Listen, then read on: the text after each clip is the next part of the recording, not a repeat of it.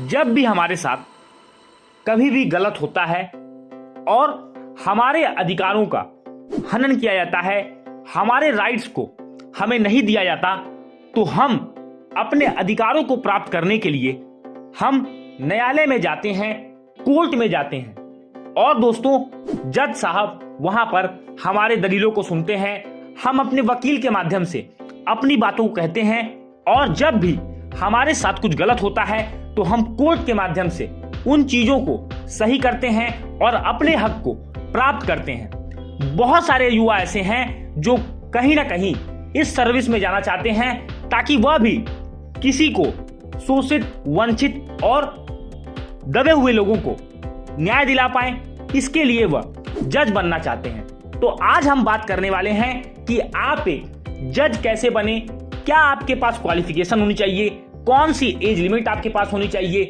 कितनी आपकी सैलरी वहां पर होगी, क्या एग्जामिनेशन पैटर्न है, किस तरह से आप इस सर्विस में आ सकते हैं। और बहुत ही नोबेल जॉब दोस्तों, अगर मैं कहूं तो जुडिशरी से नोबेल जॉब कोई भी नहीं मानी जाती, क्योंकि यहां पर सीधे सीधे आप अपने देश के लोगों के साथ आप यहां पर काम कर सकते हैं। देश के लोगों के लिए आप अच्छे से अच्छा निर्णय दे करके एक उदाहरण पेश कर सकते हैं और एक गरीब व्यक्ति को, एक छोटे व्यक्ति को भी न्याय दिला करके उसके एक्सपेक्टेशन को आप पूरा कर सकते हैं। सबसे पहले जान लीजिए कि अगर आप एक जज बनना चाहते हैं तो आपको इसकी शुरुआत 12वीं के बाद ही करनी चाहिए। अगर आप 12वीं पास हैं तो आपको किसी भी लॉ यूनिवर्सिटी में सबसे पहले आपको ग्रेजुएशन करना होगा। आप चाहें तो 12वीं के बाद तुरंत BA LLB, bachelor of arts plus bachelor of legal language, अगर आप इस 5 ईयर इंटीग्रेटेड प्रोग्राम को आप कर लेते हैं तो आप जज बनने के लिए आप एलिजिबल हो जाएंगे। सबसे पहले एग्जाम की बात करूं तो देखिए, इसका एग्जाम कोई UPSC की तरह एक वन एग्जाम नहीं होता। हर स्टेट अपनी अपनी वैकेंसीज अपनी जुडिशरी को फिल करने के लिए, जजेस को फिल करने के लिए यहां पर निकालते हैं। जैसे यूपी में PCSJ के नाम से यहां पर जुडिशियल सर्विस आती है, और अलग अलग स्टेट के हाई कोर्ट भी अपने एग्जाम्स निकालते हैं जिसके माध्यम से आप एक जज बन सकते हैं। सबसे पहले एज लिमिट की बात करें तो अगर एज लिमिट की मैं बात करूं तो आपके बहुत सारे राज्यों में 21 से 35 साल और कहीं कहीं पर 21 से 40 साल आपकी एज लिमिट होती है। इसके बाद एग्जामिनेशन पैटर्न की मैं बात करूं तो यहां पर आपको प्रीलिम्स, मेंस और इंटरव्यू के माध्यम से आप एग्जाम्स को देते हैं, और इन एग्जाम्स को क्वालिफाई करने के बाद आप एज अ जज अपॉइंट होते हैं अपने स्टेट के सबऑर्डिनेट कोर्ट्स में। अधीनस्थ न्यायालय में आपको एज अ जज अपॉइंट किया जाता है। फिर धीमे धीमे आपका प्रमोशन होता है और आप जुडिशरी की टॉप पोस्ट पर भी यहां पर पहुंचते हैं।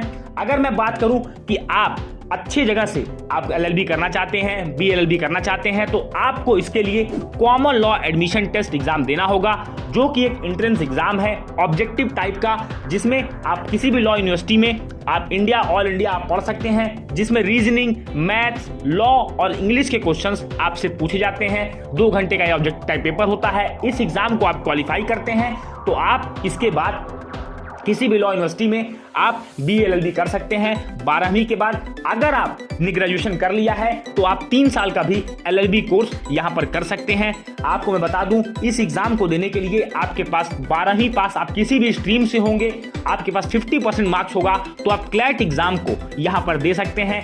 अब बात करते हैं एग्जामिनेशन पैटर्न की। तो सबसे पहले जान लीजिए, जब आप प्रीलिम्स का एग्जाम देते हैं तो आपके प्रीलिम्स में 2 पेपर होते हैं। जो पहला पेपर होता है आपका वह GK, करंट अफेयर्स और GS का पेपर होता है। दूसरा पेपर जो आप देते हो प्रीलिम्स में PCSJ के, उनको कहा जाता है लॉ का पेपर, जिसमें आप ने जो ग्रेजुएशन में आपने जो 3 साल, यानी कि आपने ग्रेजुएशन के बाद जो 3 साल और BLLB जो आप 5 साल पढ़ते हो, वही से क्वेश्चंस आपसे पूछे जाते हैं। आपका प्रीलिम्स का पेपर पूरी तरह से ऑब्जेक्टिव एंड क्वालिफाइंग होता है। मेरिट लिस्ट में इसके कोई भी अंक नहीं जोड़े जाते। मेन जो आपके मार्क्स जोड़े जाते हैं वह मेंस एग्जाम के और इंटरव्यू के मार्क्स आपके जोड़े जाते हैं। अब मैं आपको बता दूं, मेंस में आपके पास 5 पेपर होते हैं। पहले पेपर में आपको GS का पेपर देना होता है, जिसमें कि आप जर्नल चीजें आपसे पूछी जाती हैं। GK GS जो चीजें आप पढ़ते हो वो आपसे पूछी जाती हैं। वह सब्जेक्टिव टाइप का पेपर होता है, इसमें आपको लिखना होता है। दूसरा पेपर आपका लीगल लैंग्वेज का होता है, जो कि इंग्लिश का होता है। इसमें आपको इंग्लिश का एग्जाम देना होगा, राइटिंग में आपको चीजें लिखनी होगी, प्लस आपका ट्रांसलेशन होगा, English to Hindi, Hindi to English, ये सारी चीजें का पेपर आपको देना होगा। तीसरा पेपर और चौथा और पांचवा पेपर ये आपका लॉ से रिलेटेड होता है, जिसमें आप आईपीसी, सीआरपीसी, हिंदू लॉ, ये सारी चीजें, law of contract, taxation law, banking law, ये सारे पेपर आप देते हो। इसके बाद आप मेंस एग्जाम क्वालिफाई करने के बाद आपको इंटरव्यू आपका होता है। इसके बाद आपको ट्रेनिंग के लिए 1 ईयर आपको भेजा जाता है। अगर आपका नाम मेरिट लिस्ट में आता है तो आप एज अ जज यहाँ पर 1 साल के लिए ट्रेनिंग भेजे जाते हो, जिसमें कि आप कुछ महीने अपनी जजेस की एकेडमी में बिताते हो, जहां पर आपको ट्रेनिंग पढ़ाई जाती है, कोर्सेज में चीजें, और कुछ समय आपको जो जजेस होते हैं उनके गाइडेंस में, सीनियर जजेस के गाइडेंस में आपको रखा जाता है। ये प्रोसेस था जिसके थ्रू आप एज अ जज यहां पर अपॉइंट हो सकते हो। साथ ही मैं अगर जॉब अपॉर्चुनिटीज की बात करूं तो देखिए, अगर आप एक लॉ ग्रेजुएट हैं तो आपके लिए बैंकिंग फर्म्स, एमएनसीज, ये सारी जॉब्स आपको मिल सकती हैं। बेसिक सैलरी की मैं बात करूं तो 40 से 45,000 में आपकी सैलरी स्टार्ट होती है। ये सैलरी आपका पे स्केल यहाँ पर होता है, इससे आपको स्टार्टिंग मिलती है। आपको मैं बता दूं कि ये सबसे अच्छा प्रोसेस है, एक बहुत ही नोवेल जॉब जुडिशरी को ज्वाइन करने का, अपने सपने को साकार करने का। तो उम्मीद है दोस्तों कि ये सिंपल सा, छोटा सा और इजी लैंग्वेज में जो वीडियो था ये आपको न्यायिक सेवा के प्रति पूरी तरह से जागरूक करेगा।